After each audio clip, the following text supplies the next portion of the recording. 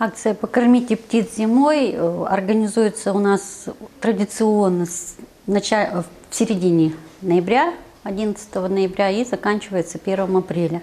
То есть с Синичкиного дня до 1 апреля – это Международный день птиц. Акция нужна для того, чтобы поддерживать птиц в зимний период, потому как, наверное, знаете, что птицы в первую очередь гибнут от голода, а не от холода.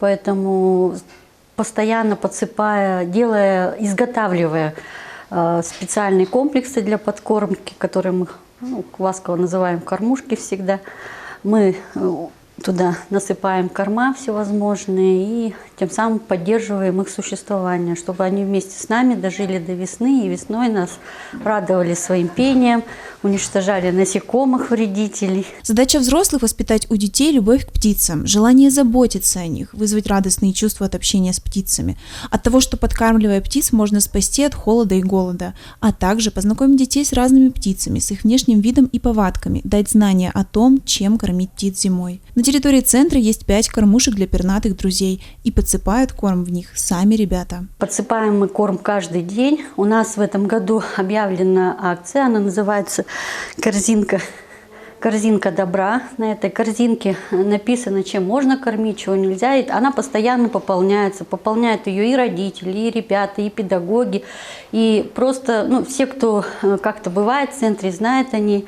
Эта корзинка никогда не остается пустой. У нас каждый раз целое ведро, и каждый день ребята с кулечком выходят утром из разных утром или вечером. Какое объединение берет на себя такую функцию? Может это сделать вообще любой желающий, кто захочет это сделать. Каждое объединение принимает активное участие в акции, и даже самые младшие ребята из ЦДО. Самыми активными, наверное, это ребята из объединения АБВГДейка, которые каждое утро приходят на занятия, учатся грамоте, дошкольники, им педагог выдает кулек, и они идут вместе с мамами и папами, засыпают кормушку. А вообще все объединения, можно сказать, все педагоги очень активно в этом году в этой акции участвуют.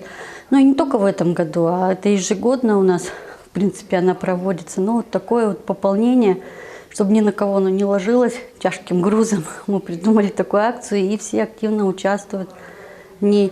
У птиц быстрый обмен веществ, корма им нужно много. Зимой птицам прокормиться сложнее, световой день короче, времени на поиски пищи меньше, а энергии тратится больше. Поэтому подкормка действительно помогает пернатым. Главное разобраться, чем кормить и как, чтобы не навредить. Вот такие кормушки можно делать за 20 минут. Из чего можно сделать кормушки? Из коробки или бутылки. Главное, чтобы у кормушки была крыша, чтобы корм не присыпалось снегом, и бортики, чтобы корм не высыпался. Ребята рассказали нам, что входит в привычный рацион птичек, которых они подкармливают каждый день. Берем, смешиваем пшеницу, овес и семечки для корма птицам.